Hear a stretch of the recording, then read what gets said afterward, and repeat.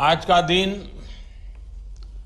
अंडमान निकोबार के दर्जनों द्वीपों में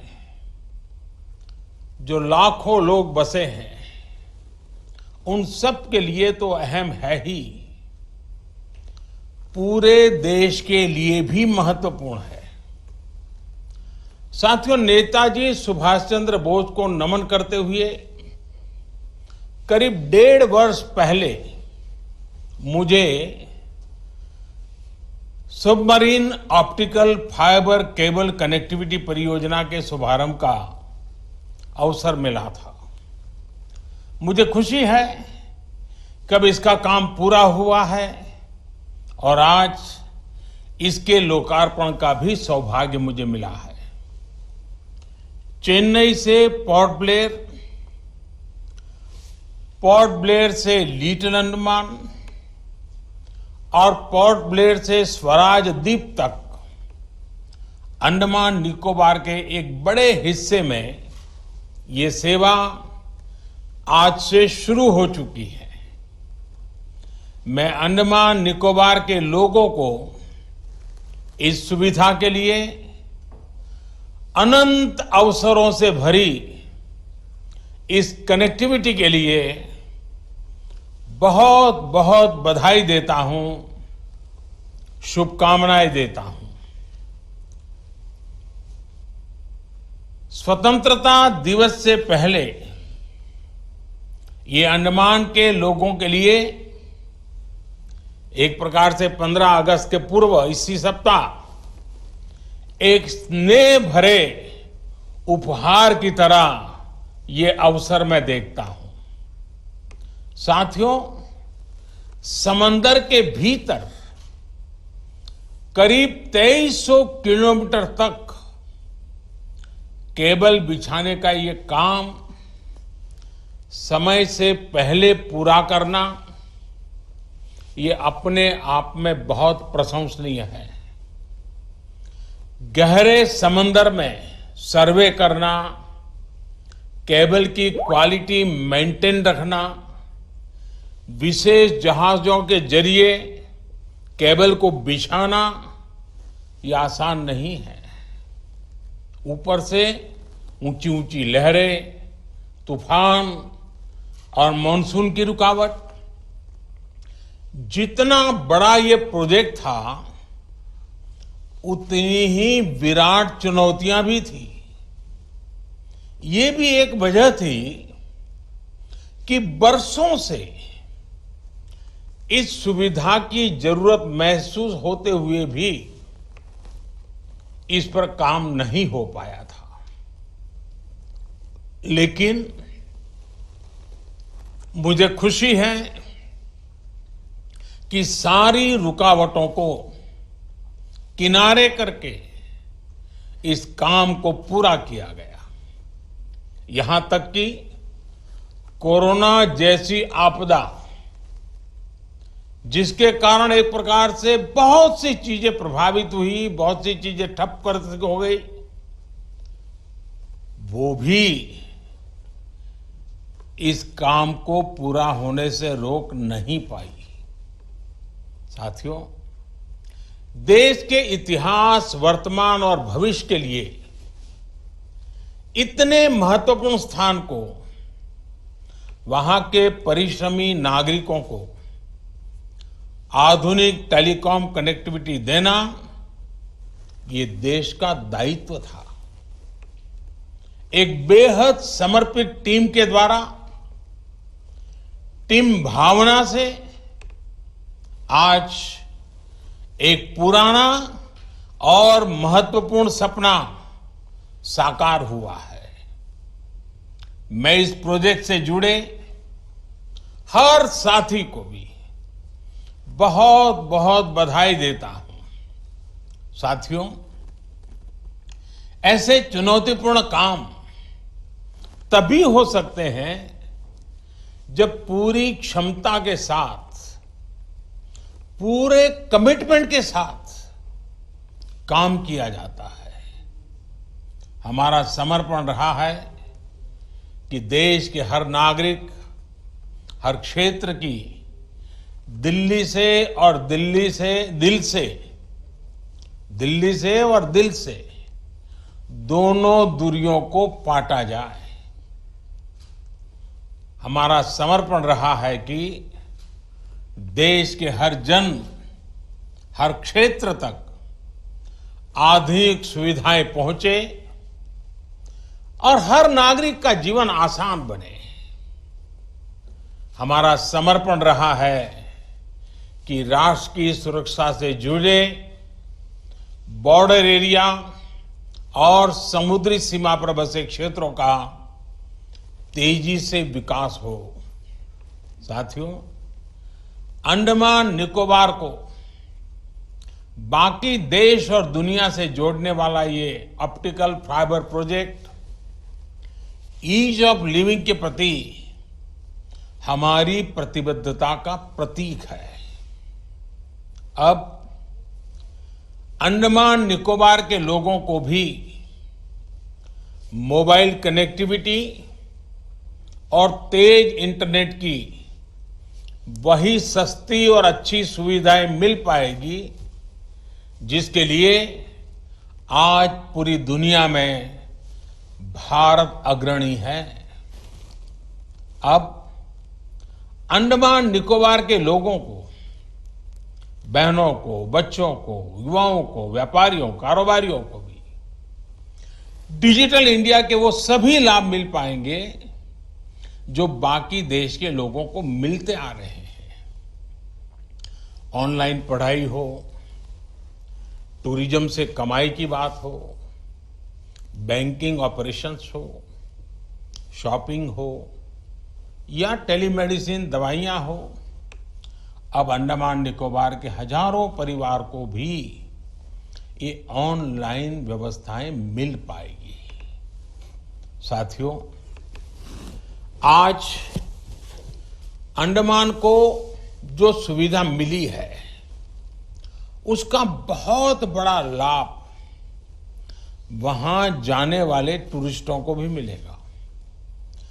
बेहतर नेट कनेक्टिविटी आज किसी भी टूरिस्ट डेस्टिनेशन की सबसे पहली प्राथमिकता हो गई है। पहले देश और दुनिया के टूरिस्टों को मोबाइल और इंटरनेट कनेक्टिविटी का कम होना बहुत अखरता था। अपने परिवार से, अपने बिजनेस से एक प्रकार से उसका निरंतर संपर्क कट जाता था। अब ये कमी भी खत्म होने वाली है। अब इंटरनेट अच्छा मिलेगा तो मुझे पूरा विश्वास है कि लोग जो टूरिस्ट के नीचे वहां आते हैं वो वापस जाने की जल्दी नहीं करेंगे। वो लंबे समय के लिए वहां रुकना पसंद करेंगे और जब लोग ज्यादा रुकेंगे, अंडमान निकोबार के समंदर का, वहां के खान पान का आनंद लेंगे तो इसका बहुत बड़ा प्रभाव रोजगार भी पड़ेगा और रोजगार के भी नए अवसर बनेंगे। साथियों, अंडमान निकोबार के इकोनॉमिक स्ट्रेटेजिक कोऑपरेशन और कोऑर्डिनेशन का ये प्रमुख केंद्र है। हिंद महासागर हजारों वर्षों से भारत के व्यापारिक और सामरिक सामर्थ्य का सेंटर रहा है। अब जब भारत इंडो पैसिफिक में व्यापार, कारोबार और सहयोग की नई नीति और रीति पर चल रहा है, तब अंडमान निकोबार सहित हमारे तमाम द्वीपों का महत्व और अधिक बढ़ गया है। एक्ट ईस्ट पॉलिसी के तहत पूर्वी एशियाई देशों और समंदर से जुड़े दूसरे देशों के साथ भारत के मजबूत होते रिश्तों में अंडमान निकोबार की भूमिका बहुत अधिक है और ये निरंतर बढ़ने वाली है। नए भारत में अंडमान निकोबार द्वीप समूह की इसी भूमिका को मजबूत करने के लिए 3 साल पहले आइलैंड डेवलपमेंट एजेंसी का गठन किया गया था। आज आप देख रहे हैं कि अंडमान निकोबार में जो प्रोजेक्ट बरसों बरस पूरे नहीं होते थे, वो अब तेजी से कंप्लीट हो रहे हैं। साथियों, अंडमान और निकोबार के 12 आइलैंड्स में हाई इंपैक्ट प्रोजेक्ट का विस्तार किया जा रहा है। मोबाइल और इंटरनेट कनेक्टिविटी की एक बहुत बड़ी समस्या का समाधान तो आज हो चुका है। इसके अलावा रोड, एयर और वाटर के जरिए फिजिकल कनेक्टिविटी को भी सशक्त किया जा रहा है। नॉर्थ और मिडल अंडमान की रोड कनेक्टिविटी को मजबूत करने के लिए 2 बड़े ब्रिज और NH4 के चौड़ीकरण पर तेजी से काम हो रहा है। पोर्ट ब्लेयर एयरपोर्ट में एक साथ 1200 यात्रियों को हैंडल करने की कैपेसिटी आने वाले कुछ महीनों में बनकर तैयार हो जाएगी। इसके अलावा दिगलीपुर, कार निकोबार और कैम्बेल बे में भी एयरपोर्ट ऑपरेशन के लिए तैयार हो चुके हैं। स्वराज द्वीप, शहीद द्वीप और लॉन्ग आइलैंड में पैसेंजर टर्मिनल, फ्लोटिंग जेटी जैसे वाटर एरोड्रोम इंफ्रास्ट्रक्चर भी आने वाले कुछ समय में बनकर तैयार हो जाएंगे। इसके बाद यहां उड़ान योजना के तहत सी प्लेन की सेवाएं शुरू हो जाएगी। इससे एक आइलैंड से दूसरे आइलैंड की कनेक्टिविटी मजबूत होगी और आने जाने में आपका समय भी कम लगा करेगा। साथियों, आइलैंड के बीच और बाकी देश से वाटर कनेक्टिविटी की सुविधा को बढ़ाने के लिए कोची शिपयार्ड में जो 4 जहाज बनाए जा रहे हैं, उनकी डिलीवरी भी आने वाले कुछ महीनों में हो जाएगी। प्रयास ये है कि अगले 1 साल में बड़े जहाजों को रिपेयर करने की सुविधा वहीं आइलैंड में ही विकसित हो। इससे आपका समय बचेगा, खर्च कम होगा और रोजगार के अवसर भी बनेंगे। इसका बहुत बड़ा लाभ फिशरीज सेक्टर को भी होगा। साथियों, आने वाले समय में Andaman Nicobar port lead development के हब के रूप में विकसित होने वाला है। अंडमान निकोबार दुनिया के कई पोर्ट से बहुत कॉम्पिटिटिव डिस्टेंस पर स्थित है। आज पूरी दुनिया ये मान रही है, जिस देश में पोर्ट्स का नेटवर्क और उनकी कनेक्टिविटी बेहतर होगी, वहीं 21वीं सदी के ट्रेड को गति देगा। ऐसे में अंडमान निकोबार में हो रहे इंफ्रास्ट्रक्चर से जुड़े कार्य उसे विकास की नई ऊंचाइयों पर पहुंचाएंगे। साथियों, आज जब भारत आत्मनिर्भरता के संकल्प के साथ आगे बढ़ रहा है, ग्लोबल मैन्युफैक्चरिंग हब के रूप में, ग्लोबल सप्लाई और वैल्यू चेन के एक अहम प्लेयर के रूप में खुद को स्थापित करने में जुटा है, तब हमारे वाटरवेज और हमारे पोर्ट्स के नेटवर्क को सशक्त करना बहुत जरूरी है। बीते 6-7 साल में पोर्ट डेवलपमेंट और पोर्ट लेड डेवलपमेंट को लेकर जो काम हो रहा है, उससे देश को नई ताकत मिल रही है। आज हम नदी जलमार्गों का एक बड़ा नेटवर्क तैयार कर रहे हैं, जो समुद्र के बड़े पोर्ट्स को देश के लैंडलॉक राज्यों से कनेक्ट कर रहा है। पोर्ट इंफ्रास्ट्रक्चर के विकास में जो कानूनी अड़चनें थी, उन्हें भी निरंतर दूर किया जा रहा है। सरकार का ध्यान समंदर में ईज ऑफ बिजनेस को प्रमोट करने और मैरीटाइम लॉजिस्टिक्स को सरल बनाने पर भी है।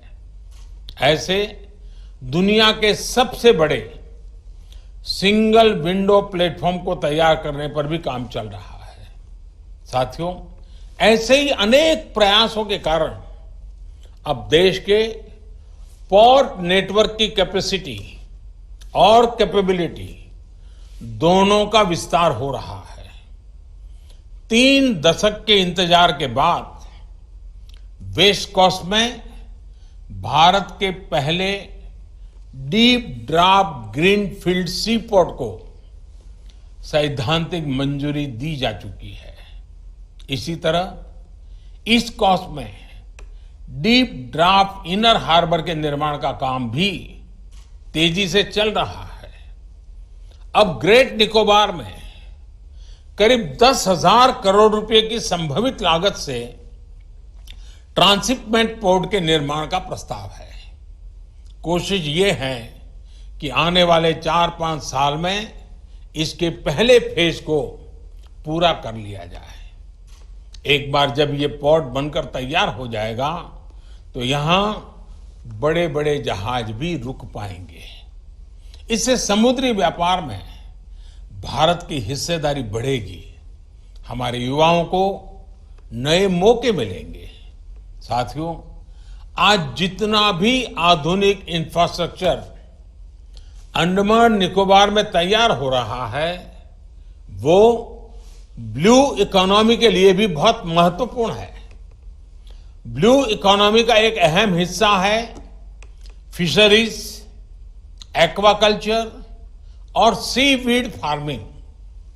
सीवीड के फायदे को लेकर आज दुनिया में चर्चा हो रही है। कई देश इसकी संभावनाओं को एक्सप्लोर कर रहे हैं। मुझे खुशी है कि अंडमान निकोबार में इसकी संभावनाओं को तलाशने के लिए पोर्ट ब्लेयर में जो पायलट प्रोजेक्ट चलाया गया था उसके नतीजे उत्साहित करने वाले हैं। अब इसकी खेती को आइलैंड्स में प्रमोट करने के लिए स्टडी शुरू हो चुकी है। अगर ये प्रयोग बड़े स्केल पर सफल होते हैं तो इसको देश में अन्य जगह पर भी विस्तार किया जा सकता है।